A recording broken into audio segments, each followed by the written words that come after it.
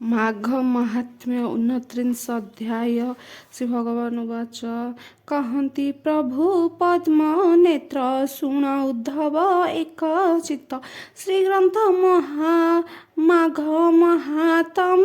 शेष बारा निधि सम के ताहा कहिब विस्तारी नुहई आदि अंत करी केवल तो हे श्रद्धा अर्थे अल्प कहिबा पद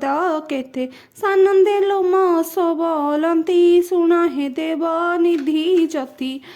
शुण हे अपसारी माने भपुत्र शुण एक मने पूर्वरु पुरातन कथा शुणी तटई मनु व्यथा आहुरी पिशाच गोटाकू प्रजे मोक्ष देले ताकू से कथा बड़ ही रहस्य कहिले नुहई से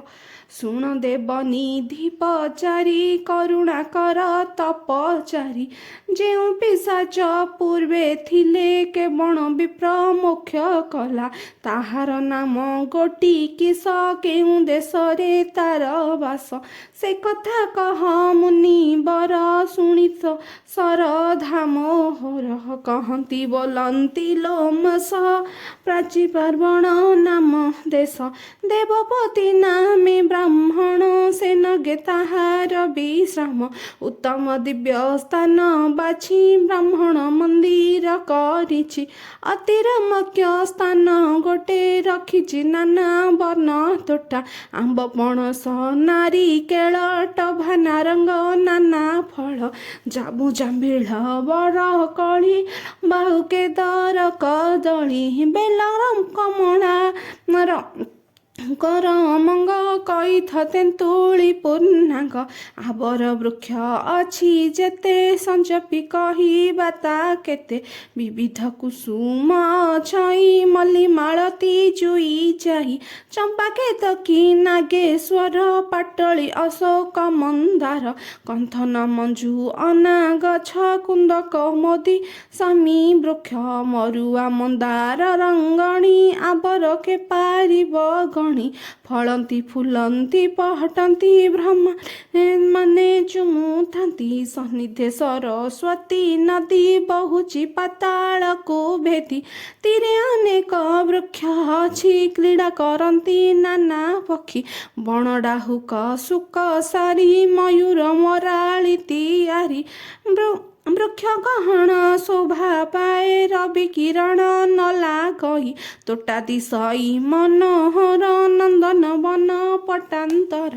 ब्राह्मण वेद विद्या होई आश्रम करी बई तही से विप्र बहु शास्त्र जाने अगम निगम बखाणे ब्रह्मा समाने द्विज बर कले कर्म धर्म विचार तक्षणे घट हई निर्जित विष्णुर बड़ारे भकत ग्रीष्म काले अग्नि ढाली ऊर्ध्वକୁ बेनी बाहु जली सूर्य को चाही तप करे क्षुद्र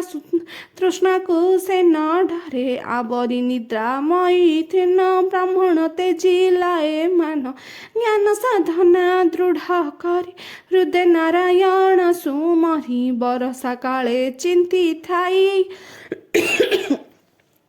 केबे हेबीर सनु हई हिम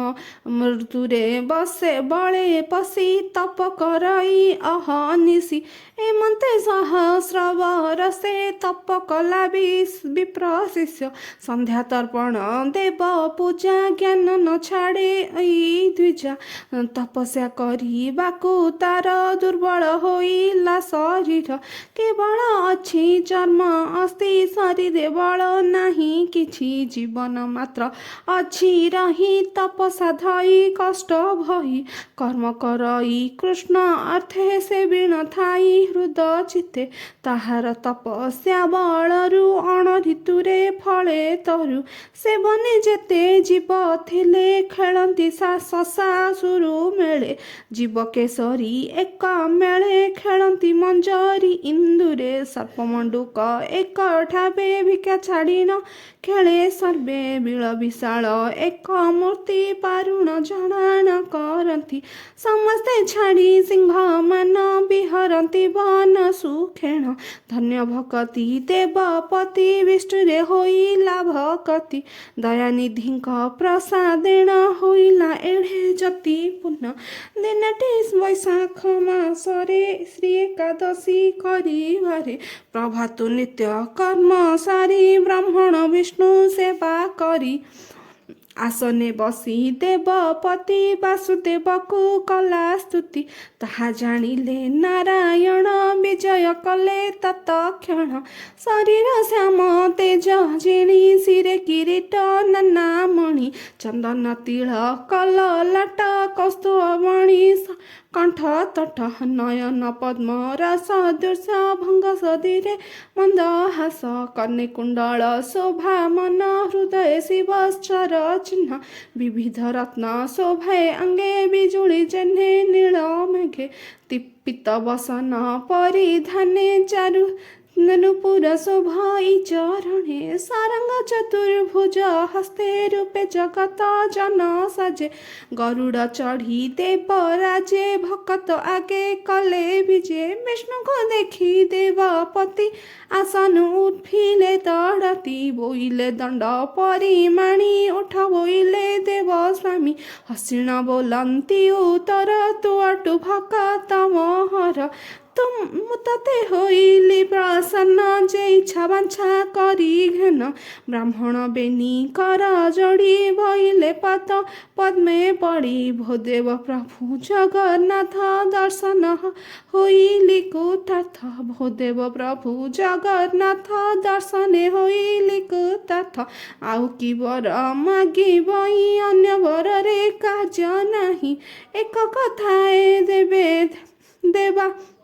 ମତେ ଦେବା ଘେନିଲୁ ଯେବେ ମୋର ସେବା ଏ ତୁମ୍ଭ ଅଭୟ ଚରଣ ହୃଦୟରେ ଥିବ ଅନୁକ୍ଷଣ ମୋ ମନ ତମ୍ଭ ଠାରେ ରହୁ ଏମନ୍ତ ବର ଆଞ୍ଛା ହଉ କରୁଣା ସାଗର ମୁରାରୀ ଭକ୍ତ ଠାରେ ଦୟା କରି ହସି ବୋଇଲେ ଅସ୍ତୁ ହଉ ଅନ୍ତର୍ଧ୍ୟାନରେ ଗଲେ ତହୁଁ ଲୋମସ ମୁଖୁ ଏହା ଶୁଣି ପୁଛିଲେ ଦେବ ନିଧି ପୁଣି ଭମୁନି ବିଷ୍ଣୁର ଚରିତ ଶୁଣିଏ ହୋଇଲି କୃତାର୍ଥ ଧନ୍ୟ ଭକତ ଦେବପତି କେବଳ ଭାବେ କଲା ସ୍ତୁତି ସେ କଥା କହ ମହାମୁନି ଶୁଣିବି ପୁଣ୍ୟ ଧନୀ ଲୋମସ ବୋଲିଲେ ହେ ଶୁଣ ସେ ଶ୍ରୁତି କଲେ କ ବ୍ରାହ୍ମଣ ହରିର ବାସ ଖଗମଣି ବିଷ୍ଣୁର ମୁଖୁ ଏହା ଶୁଣି ଯେଉଁ ଜାଣିଲେ ଖଗବର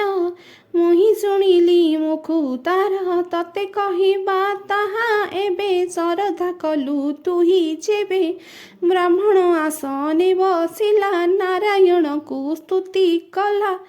ନମସ୍ତେ ପ୍ରଭୁ ଦାମୋଦର ଭକତ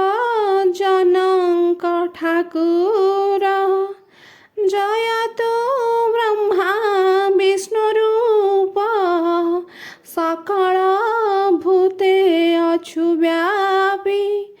ଚଉଦ ବ୍ରହ୍ମାଣ୍ଡ ଠାକୁର ଏ ସର୍ବ ରଚନା ତୋହର ସ୍ଥିତି ଉତ୍ପତ୍ତି ପ୍ରଳୟ କରି ପୁଣି ତୁ ଗର୍ଭରେ ସଞ୍ଚାରି 50 କୋଟି ବସୁନ୍ଧରୀ ଉଦରେ ଅଛି ତୋର ପୁରୀ ତୋହର ନିଶ୍ୱାସ ମରୁତ ତହୁଁ ହୋଇଲା ଦେବଜାତ ତୁ ବ୍ରହ୍ମା ରୁଦ୍ର ବିଷ୍ଣୁ ତହୁଁ ତହୁଁ ଅନ୍ୟ ନାହିଁ କେହୁ ତୁଜେ ଅଟଉ ଦେବ ଇନ୍ଦ୍ର ନୟନ ତୋର ସୂର୍ଯ୍ୟ ଚନ୍ଦ୍ର କଣ୍ଠରୁ ଜାତ ସରସ୍ୱତୀ ଉଦରୁ ଅନନ୍ତ ମୂରତି ସଦା ଚଞ୍ଚଳ ନିଦ୍ରା ନାହିଁ କି ରୂପେ ଅଛୁ ଶୂନ୍ୟରେ ରହି ତୋହର ନାମ କଲେ ଲୟ ସକଳ ପାପ ହୋଏ କ୍ଷୟ ଯେ ତୋର ନାମ ସୁମରାଇ ଦରିଦ୍ର ଅବସ୍ଥା ହରାଇ ନାମ ଘୋଷିଲେ ନିରବଧି ଖଣ୍ଡାଇ ଶୋକ ରୋଗ ବ୍ୟାଧି ଆରତ ଭଞ୍ଜନା ତୋ ବନା ଆତଙ୍କ କାଳେ ହୁଅ ସ୍ନେହ ହୋଇଲେ ଦଶ ଅବତାର ନାସିଲେ ଅବନିରଭାର ଧର୍ମ ପାଳନ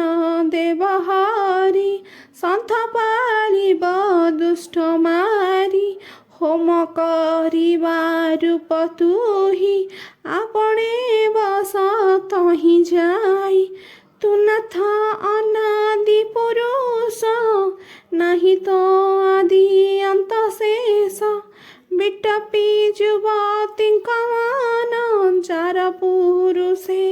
ଥାଏ ମନ ସେହି ପ୍ରକାରେ ମୋର ମନ ତୋଠାରେ ରହୁ ଭଗବାନ ଏମନ୍ତ ଭାବେ କଲା ସ୍ତୁତି ପ୍ରସନ୍ନ ହୋଇଲେ ଶ୍ରୀପତି ଏ ସ୍ତୁତି ପଢ଼ନ୍ତେ ସୁଜନେ ସ୍ୱର୍ଗ ପାପତ ହୁଏ ଅନ୍ତେ ଏ ସ୍ତୁତି ଶୁଣି ଶ୍ରବଣ ଶୁଣିଲେ ହୁଆଇ ବାଞ୍ଛା ସିଧି ବୋଲେ ବଢ଼ଇ ବଳ ବିପ୍ରଜସ ଖଣ୍ଡଇ ସକଳ କଳୁଷ ଏହା ଯେ ପଢ଼ଇ ଶୁଣଇ ତାକୁ ନ ଲାଗେ ଜମ ଭୀତି ଏଥରେ ବ୍ରାଘ ଭଲୁକ ଭୟ ବୟରୀ ମାନେ ହନ୍ତି କ୍ଷୟ ପ୍ରେତ ପିଶାଚ ଭୂତଗଣ ସନ୍ନିଧେ ନ ସନ୍ତୁ ପୁଣ ପଢ଼ିଲେ ଚାରିବେ ଏଦ ନିତ୍ୟ ତହିଁ ହୋଇବ ଧର୍ମ ଯେତେ ସ୍ତୁତି ପଢ଼ିଲେ ତେତେ ଫଳ ତାହାର ହୁଅଇ ମଙ୍ଗଳ ଏ ସ୍ତୁତି ଯେବେ ମୁଖେ ଗାଇ ଯଜ୍ଞ କରିବ ଫଳ ପାଇ ସହସ୍ର ତିଳ ପାତ୍ର ଦାନ ବୋଲେ ହୁଆଇ ଯେତେ ପୁଣ୍ୟ ସ୍ତୁତି ପଢ଼ିଲେ ତତେ ପୁଣ୍ୟ ତାହାକୁ ନ ଦଣ୍ଡଇ ଜମ ସହସ୍ର ଗରୁ ଦାନ ଦେବ ତହିଁରେ ଯେବେ ଧର୍ମ ହେବ ସ୍ତୁତି ଶୁଣିଲେ ଫଳ ତତେ ଲଭଇ ବିଷ୍ଣୁ ଜ୍ଞାନନ୍ତେ ଗଙ୍ଗା ସହିତେ ତୀର୍ଥ ଯେତେ ସ୍ନାନ କଲେ ଧର୍ମ ଅର୍ଥେ ସ୍ତୁତି ଶୁଣିଲେ ଧର୍ମ ଯେତେ ତୋ ଆଗେ କହିଲି ଗୁପତେ ଅଶୁଭ ସ୍ୱପ୍ନ ଦେଖିଲେ କିଏ ବା ଗ୍ରହ ପୀଡ଼ା ଥିଲେ ଏ ଦୋଷ ମାନ କ୍ଷୟ ଯାଏ ଯଦ୍ୟପି ଏ ସ୍ତୁତି ପଢ଼ଇ କହିଲେ ମୁନି ପୂର୍ଣ୍ଣ ଦେହା ଶୁଣ ଦେବ ନିଧି ଏହା ଦ୍ରାବିଡ଼ ମାନେ ଏକ ଦେଶେ ସେ ରାଜ ସୀମା ଏକ ବିଂଶେ ଚିତ୍ରନାମେଣ ତହିଁ ରାଜା ସୁଖେ ପାଳନ୍ତି ଜନ ପ୍ରଜା କୁଳର ପ୍ରୋହିତ ବ୍ରାହ୍ମଣ ତାହାକୁ ଘେନି ମହାରାଣ ବହୁତ ଦେବ ଧ୍ୟାନ କଲା ଆନନ୍ଦେ ଧର୍ମ ଆଚରିଲା ପୃଥୁ ସାଧିଲା ବାହୁବଳେ ସେ ପାଦେ ଖଟନ୍ତି ସକାଳେ ଅନେକ ଧନ ରତ୍ନ ମାନ ଭଣ୍ଡାରୀ କଲା ଆଣି ପୁଣ୍ୟ ଗଜ ତୁରଙ୍ଗ ବହୁ ରହୁ ବଳ ଅଛଇ ଅପାରେ ଅପାର ଦକ୍ଷିଣ ସିନ୍ଧୁ ପରିଜନ୍ତେ ପରଜପାଳଇନି ହନ୍ତେ ଅନବସନ ଜଳପାନ ବ୍ରାହ୍ମଣ କଲା ରାଜଦାନ ଅତିଥିମାନଙ୍କୁ ଦେଖିଲା ପୂଜା କରଇ ତାଙ୍କୁ ହଲେ ନାହିଁ ତା ଅନ୍ୟାୟ ଅନୀତି ସମସ୍ତେ ପ୍ରଶଂସା କରନ୍ତି ସେ ରାଜା ବିଜେ କଲା ଦିନେ ଦେଶ ଭ୍ରମଣ ତୋଷ ମନେ ମିଳିଲା ଜଳା ଟଙ୍କପୁରେ ନମିଲା ତାହାଙ୍କ ପୟରେ କଲ୍ୟାଣ କରିଣ ଜଟାଳ ବୋଇଲେ ବସ ମହିପାଳ ଶୁଣି ସାନନ୍ଦେ ମହିପତି ବସିଲେ ଜଟାଳର କତି ସୁକଳେ ବୋଲନ୍ତି ବଚନ କୁଶଳେ ଅଚ୍ୟୁତ ରାଜନ କେବଳ ଧର୍ମ ତୁ ଆଚରୁ କାହାର ଭଜନ ତୁ କରୁ କେଉଁ ଦେବତା କରୁ ପୂଜା ସ୍ୱରୂପେ କହ ମହାରାଜା ଶୁଣି ବୋଇଲେ ନର ନାହା ଭୂମୁନି ପଚାରିଲ ଯାହା କୁଶଳେ ତୁମ୍ଭ ପରସାଦେ ରାଜା କରଇ ଅପ୍ରମାଦେ ଯାରଜା ପୁତ୍ର ସମ କରି ପାଳୁଅଛଇ ତପଚରି ଯାଦବ ଧର୍ମ କରୁଥାଏ ଅସତ୍ୟ ଅଙ୍ଗକୁ ନ ପାଏ ଭଜନ ଗୋବିନ୍ଦର ନାମ ନିତ୍ୟ ଆଚରି ଥାଏ ଧର୍ମ ବ୍ରାହ୍ମଣ ଲୋକ ଭୋଜନ ଦାନ ଦିଅନ୍ତି ପ୍ରତିଦିନ ଶପଥ ବେଳେ ଯଜ୍ଞ କଲି ଅନେକ ରାଜାଙ୍କୁ ଭଜିଲି ପୂଜିଲି ଦେବଶାସ୍ତ୍ରରେ ମୋର ମତି ପୁରାଣ ଶୁଣୁଥାଏ ନୀତି ସୁଯୋଗେ ଭ୍ରମି ମୁଁ ଆଇଲି ଭମୁନି ତାହାଙ୍କୁ ଭେଟିଲି ଆଜି ସୁଫଳ ମୋର ଦିନ ତୁମ୍ଭର ପାଇଲି ଦର୍ଶନ ଜଟାଳ ବୋଲନ୍ତି ବଚନ ଭୋ ରାଜା ଏଡ଼େ ତୁ ଅଜ୍ଞାନ ଈଶ୍ୱର ପ୍ରାୟ ଦେବତାକୁ ଛାଡ଼ି ନ ଭଜୁ ତୁ କାହାକୁ ବିଷ୍ଣୁକୁ କରୁ ତୁ ଯେ ସେବା ତହିଁ ଫଳ ଦେବ ବା ବ୍ରତ ବୋଲିଣ ଯାହା କହୁ କି ଅର୍ଥେ ଉପବାସେ ମରୁ ଜାଗ ଯେ କରୁ ଅକାରଣ କେବଳ ଅଛି ତେଣ ବ୍ରାହ୍ମଣ ଯାହା ଦେଉ ଦାନ ବିଫଳ ଯାଏ ଦ୍ରବ୍ୟମାନ ଦେବ ବଢ଼ିଲେ କି ସହେବ ଏ କଥା ନୁହଁ କୁଶଳ ସେ ଅବା ଶିବଙ୍କୁ ସେବନ୍ତି ସେ ନର ମୁକତି ହୁଅନ୍ତି ଶିରରେ ଜଟା ବାନ୍ଧିଥିବ ନହିଲେ ଲଣ୍ଡା ମୁଣ୍ଡ ହେବ ସର୍ବାଙ୍ଗେ ଭସ୍ମ ବିଲୋପନ ଏଥୁ ଅଧିକ ନାହିଁ ପୁଣ୍ୟ ଶିବ ଗଣରେ ଅଧିପତି ସେ ପ୍ରାଣିକ ନିକଟେ ହୁଅନ୍ତି ରାଜା ବୋଇଲେ ତୁମ୍ଭେ ଶୁଣ କର ହେ ହରଙ୍କର ଗୁଣ କି ଭାବେ ହରଙ୍କୁ ସେବିଲେ କି ଧର୍ମ ଆବର କରିଲେ ଏ କଥା କହି ବିଚାରିଣ କହ ମନରୁ ଫିଟୁ ମୋ ସନ୍ଦେହ ଯତି ବୋଇଲେ ଶୁଣ ରାଏ ଶିବ ଭକତି ଯେବେ ହୁଏ ବିଭୂତି ଜଟାରେ ଭୂଷଣ କଷା ବସନ ପରିଧାନ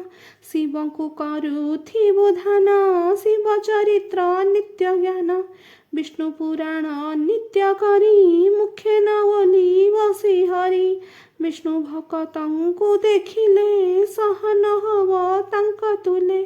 ତାହାଙ୍କୁ ନିରାଶ କରିବ ମାରି ଘଉଡ଼ି ବେଗେ ଦବ ଏମନ୍ତ କରେ ଯେଉଁ ପାଣି ତା ଧର୍ମ କହିଲେ ନ ଗଣି ଜଡ଼ ବଧିର ଛୋଟାକୁ ଯାହା ଏମାନେ ହେଲେ ପାନ୍ତି ପୂଜା ଶିବଙ୍କ ସଙ୍ଗ ତେ ବିହରନ୍ତି ଅନ୍ତେ ସେ ବୈକୁଣ୍ଠେ ବସନ୍ତି ହେ ରାଜା ଆମ୍ଭ ବୋଲ କର ତୁ ଏବେ ଶିବ ନାମ ଧର ବିଭୂତି ମହିମା ଅପାର ନିଶ୍ଚୟ ହୋଇବୁ ଅଜମର ଆରୋଗ୍ୟ ହେବ ତୋର କାୟ ଦୁରିତ ମାନ ହେବ କ୍ଷୟ ହରିଚରିତ ଏବେ ଛାଡ଼ କାଳେ ହେ ଅମଢାନ ମାଳ ଜଟାଳି ବାକ୍ୟ ରାଜା ଶୁଣି ସମ୍ମତ କଲା ନୃପମଣି ମସ୍ତକେ ଜଟା ଭରା ବାନ୍ଧି କଟିରେ କଷା ବସ୍ତ୍ର ପିନ୍ଧି ହୋଇଲା ଭସ୍ମ ବିଲୋପନ ଛାଡ଼ିଲେ ଦେବ ବାକ୍ୟମାନ ତିଳେ ହେ ଧର୍ମ ହିଁ ଛାଡ଼ିଲା ଶାସ୍ତ୍ର ପୁରାଣ ନ ଶୁଣିଲା ନିନ୍ଦିଲା ବ୍ରାହ୍ମଣ ବୈଷ୍ଣବ ବହିଲା ଅତି କ୍ରୂର ଭାବ ଛାଡ଼ିଲା ତପ ଜପ ଯୋଗ ଆପଣେ ପଶିଲା କୁକର୍ମ ଈଶ୍ୱର ନାମ କଲା ଜପ ମନେ ସାନନ୍ଦ ହେଲା ନୃପ ଧର ସେ ଜଟାକୁ ସମ୍ଭାଳି ରାଜା ତୁରଙ୍ଗ ଦେଲା ତାଙ୍କୁ ବହୁ ଧନ ରତ୍ନ ଦେଲା ଉତ୍ତମ ଗ୍ରାସ ସମର୍ପିଲା ତାହାଙ୍କୁ ସନ୍ତୋଷ କରିଣ ବାହୁଡ଼ି ଆଇଲା ତକ୍ଷଣ ଆପଣା ରାଜ୍ୟରେ ମିଳିଲା ଦୋସାଧୁରାଇ ଆଜ୍ଞା ଦେଲା ବୋଇଲା ଯାଅ ଏହି କ୍ଷଣ କଟକେ ଦିଆ ଅଘୋଷଣ ମୋ ରାଜ୍ୟରେ ଯେତେ ଜନ ପ୍ରଜା ସମସ୍ତେ କରନ୍ତୁ ଶିବ ପୂଜା ବିଷ୍ଣୁ ଚରିତ ନ ଶୁଣିବେ ବିଷ୍ଣୁଙ୍କୁ ନାମ ନ ଗୁଣିବେ ଏ ଆମ୍ଭ ଆଜ୍ଞା ଭ୍ରଷ୍ଟ କରି ମୁଖରେ ଉଚ୍ଚାରିବ ହରି ତାହାକ ପ୍ରାଣ ସଂହାରିବି ସର୍ବସମ୍ପଦ ହରି ନେବି ବିଷ୍ଣୁ ପ୍ରତିମା ଯେତେ ଛନ୍ତି ଜଳରେ ମାଡ଼ିବ ସବୁଠି ଦେଉଳ ମଣ୍ଡପ ଭଙ୍ଗାଇ ସାଧୁଙ୍କୁ ଘଉଡ଼ାଇ ଦିଅ ଏମାନ ରାଜା ମୁଖ ଶୁଣି ଦୋସାଧୁ ଗଲା ଏହି କ୍ଷଣି ରାଜ୍ୟରେ ଡେଙ୍ଗୁରା ଦିଅଇ ଦୋସାଧୁ ଉଚ୍ଚ ଡାକ ଦେଇ ସମସ୍ତେ ଶିବଙ୍କୁ ତୋଷିବ ଗୋବିନ୍ଦ ନାମ ନ ଭୋଜିବ ସମସ୍ତେ ଶିରେ ଜଟା ବାନ୍ଧି କଟିରେ କଷା ବସ୍ତ୍ର ପିନ୍ଧି ଏସନେ ବୋଲି ଉଚ୍ଚେ କହି ଘୋଷଣା ଦେଲେ ସର୍ବଠାରେ ଶୁଣିଏ ପୁର ସର୍ବଜନ ଛାଡ଼ିଲେ ହରିର କୀର୍ତ୍ତନ ଜଟା ବାନ୍ଧିଲେ ଶିର ପରେ ବିଭୂତି ଘେନିଲେ ଶରୀରେ ପିନ୍ଧିଲେ କଷା ବସ୍ତ୍ରବାନ ନ କଲେ କିଛି ଦାନ ପୁଣ୍ୟ ବିଷ୍ଣୁ ପ୍ରତିମା ମନେ ଥୋଇ ଜଳରେ ଦେଲେ କଭସାଇ ଯେବେ ଠାରେ ବିଷ୍ଣୁ ଥିଲା ସେଠା ଭାଙ୍ଗି ପକାଇଲେ ଶଙ୍କର ନାମେ କଲେ ଲୟ ଉଚ୍ଚେଣ ନୃପତିର ଭୟ ସେ ଅବା ଶ୍ରୀ ହରିଙ୍କ ଦାସ ସର୍ବଦା ବିଷ୍ଣୁରେ ବିଶ୍ୱାସ ସେ ଲୋକମାନେ ନ ରହିଲେ ରାଜ୍ୟ ଛଡ଼ା ଛାଡ଼ଇ ପଳାଇଲେ ଏମନ୍ତ ଗଲା କେତେ କାଳ ମୃତ୍ୟୁ ଲଭିଲା ମହିପାଳ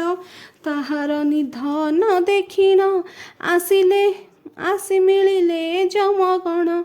ଚର୍ମର ଚୁରେ ବାନ୍ଧି ନେଇ ରାଜା ଛାମୁରେ ନେଲେ ଧରି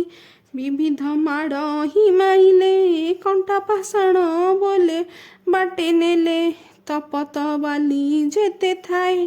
ଅଗ୍ନି ପ୍ରାୟକ ତାତି ଥାଏ ସେ ପଥେ ଘେନି ଗଲେ ବେଳେ ନୃପତିର ଦନ ବିକଳେ ତା ଦେଖି ପ୍ରହରୀ ମାନେ ଛନ୍ତି ଲୁହା ଠେଙ୍ଗାରେ ପ୍ରହାରନ୍ତି ହାଣନ୍ତି ଖଣ୍ଡ ଖଣ୍ଡ କରି ମାଉଁସ ପକାନ୍ତି ବିଦାରି କୁକୁରମାନେ ଗୋଡ଼ାଇଣ ଟେକ ଧରି କାମୁଡ଼ିଲେ ଏମନ୍ତ ନାନା ଦୁଃଖ ଦେଇ ରାଜା ଛାମୁରେ ଗଲେ ନେଇ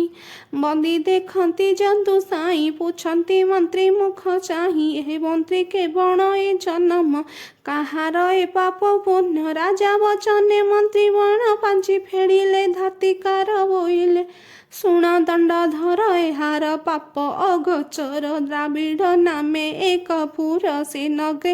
ନୃପତି ଏହାର ପ୍ରଥମେ ଧର୍ମେ ଆଶା କଲା ପଛରେ ଦୁର୍ଧର୍ମ ହୋଇଲା ପାଷାଣ୍ଡ ଯୋଗୀଙ୍କ ବଚନେ ହରିଙ୍କି ନ ଭାବିଲା ମନେ ଶାସ୍ତ୍ର ପୁରାଣ ନିନ୍ଦିଲା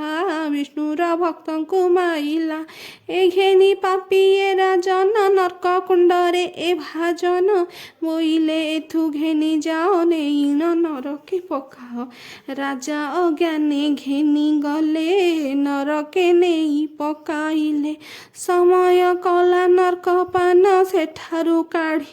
ଆଣିଲେ କାଢ଼ିଣ ପୁଣି ହିଁ ଆନ ନର୍କେନେ ତହିନେ ନ ପକାଇ 84 କୁଣ୍ଡ ନର୍କ ଥିଲା ସମସ୍ତେ 60 ପକାଇଲା ଏମନ୍ତ 21 ଯୁଗ ରାଜନ କଲା ନର୍କ ଭୋଗ ଏମନ୍ତ 21 ଯୁଗ ରାଜନ କଲା ନର୍କ ଭୋଗ ତଦନ୍ତରେ ଜନ୍ତୁନାଥ ପିଶାଚ ରୂପ ହୋଇ ଜାତ ପିଶାଚ ରୂପ ଧରି କରି ଦୁଃଖେ ବୁଲାଇ ବନଗିରି ପୁଷାଚ ଯେ ମୋର ଘର ବନ ରହିଲା ବାହାଡ଼ ବୃକ୍ଷରେ କ୍ରୋଧ ତୃଷ୍ଣାରେ ଦୁଃଖ ପାଇ ବିକଳେ ରୋଦନ କରଇ ବ୍ରାହ୍ମଣ ଦେବପତି ମାନ ସେବନେ ତାହାଙ୍କ ବିଶ୍ରାମ ପିଶାଚ ରୋଦନ କରନ୍ତେ ବିପ୍ର ଶୁଣିଲେ କର୍ଣ୍ଣପଥେ ରୁ ବାହାର ହୋଇଲେ ଥୋକାଏ ଦୂର ଅନାଇଲେ ଦେଖିଲେ ପିଶାଚ ସ୍ୱରୂପ ଦିଶୁଛି ଅତି ହିଁ ବିରୂପ ଲୋହ୍ୟ ପ୍ରାୟକ ଦିଶେ ଦେହ ଦିଶୁଛି ଅତି ହିଁ ବିରୂପ କୋଟ୍ର ପ୍ରାୟକ ଚକ୍ଷୁ ଦୁଇ ଅତି ବିରୂପ ଅଛି ହୋଇ କଙ୍କାଳ ପେଟ ଅତି କ୍ଷୀଣ ଅସ୍ଥି ପଞ୍ଜରା ଭିନ୍ନ ଭିନ୍ନ ତାହା ଦେଖିଣ ଦୁର୍ଜବର ବିକଳ ହୋଇଲେ ଅପାର ତାହାଙ୍କ ନିକଟକୁ ଗଲେ କିଏ ତୁ ବୋଲି ପଚାରିଲେ କି ପାଇଁ କରିଛୁ ରୋଦନ ଦିଶିଛୁ ଅତି ଅପ୍ରଚ୍ଛନ୍ନ କେଉଁ ସ୍ଥାନରେ ତୁ ହିଁ ଥିଲୁ ଏହାକୁ ତ ଆଇଲୁ ତୋ ରୂପ ଦେଖି ମୋ ମନରେ ବିକଳ ଲାଗିଲା ମୋ ମନେ କହ ସ୍ୱରୂପ କହ ମୋ ଆଗରେ ଆଜ ଫେଡ଼ିବି ଦୁଃଖ ମୋର ଆମ୍ଭକୁ ଯେ ଏ ପ୍ରାଣୀ ଦେଖଇ ଅବଶ୍ୟ ମୁକ ଦିଲ ଭଇ ଦ୍ରାବିଡ଼ ନାମେ ଏକ ଦେଶ ତହିଁ ମୁଁ ରାଜ ସୋମ ବଂଶ ଚିତ୍ରବର୍ଣ୍ଣ ମୋର ନାମ ବହୁତ ଆଚରିଲି ପ୍ରାଣ ସକାଳ ବାରବତ ଯାଉ ସକାଳେ କଲି ମୁହିଁ ଭୋଗ ଗୋବିନ୍ଦ ନାମ ନ ଭଜିଲି ବ୍ୟର୍ଥେ ଶିବଙ୍କୁ ସେବିଲି ଏମନ୍ତେ କଲା କେତେ ଦିନ କାଳେ ମୁଁ ହୋଇଲି ନିଧନ ଯମ ବହୁତ ଦଣ୍ଡ ଦେଲା ନରକେ ନେଇ ପକାଇଲା ପିଶାଚି ଜନ୍ମ କଲା ପୁଣି ଅପାର କାଳେ ମତେ ଆଣି ବହନ ବନରେ ବସାଇ ଭମୁଜେ ମରୁଛି ଭୋକ ଶୋଷେ କିଛି ହିଁ ଆହାର ନ ପାଇ କ୍ରୋଧରେ ନିଶତମ ଦେହି ବିଷ୍ଣୁ ହୋଇଲେ ଦୋରାହେ ତେଣୁ ମୁଁ ବୁଝିଲହିଁ ଏୟା ବିଷ୍ଣୁ ମହିମା ଏତେ ବୋଲି ମୁଁ ମୂଢ଼ ଏବେ ନ ଜାଣିଲି ଯେ ବିଷ୍ଣୁ ବ୍ରହ୍ମାଣ୍ଡ ଈଶ୍ୱର ସର୍ବ ଯାହାର ଖେଳ ଘର ବ୍ରହ୍ମା ଶଙ୍କର ଦେବଗଣ ସେବନ୍ତୀ ଯାହାର ଚରଣ ସୁକମୁ ସୌନେକ ଦେବ ବ୍ୟାସ ନାରଦ ଅଙ୍ଗିରା ଦୁର୍ବାସା ଆବର ଯେତେ ମୁନିଛନ୍ତି ସମସ୍ତେ ବିଷ୍ଣୁଙ୍କୁ ସେବନ୍ତି ସେ ପ୍ରଭୁଠାରେ କଲି ଦ୍ରୋହ ପାଇଲି ପିଶାଚର ଦେହ ଯଦ୍ୟପି ଏଥୁ ନିସ୍ତରିବି ବିଷ୍ଣୁଙ୍କୁ ବହୁତ ସେବିବି ବିଷ୍ଣୁଙ୍କୁ ଯେହୁ କଲି ନିନ୍ଦା ଏ କଷ୍ଟ ସେହୁ ଭୋଗ କରେ ସେ କର୍ମ କରି ନ ପାରିବ ଯେବେ ନିନ୍ଦା ନ କରିବ ଜାଣିଲି ଚାରି ବେଦ ସନ୍ଧ୍ୟା ତେଣୁ ହୋଇଲି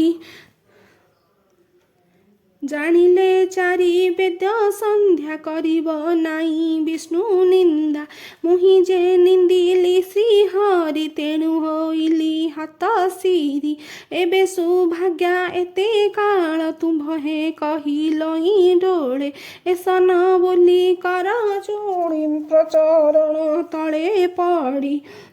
ବୋଲଇ କର ପ୍ରୀତିକାର ନ ମିଳେ ତୁମ୍ଭର ଚରଣ ତୁମ୍ଭର ବାହାର ନ ହେଇ ମୋ ଦୁଃଖ ନ ପାରଇ ଫେଇ ପୂର୍ବ ଜନ୍ମର କର୍ମ ଫଳ ତୁମ୍ଭକୁ ଦେଖିଲି ମୁଁ ଡୋଳେ ଶୁଣି ବୋଇଲି ବିପ୍ରବର ପିଶାଚ ବୋଲ ଆଜ୍ଞା କର ତୁମେ ଏବେ ପ୍ରୟାଗ ଯିବ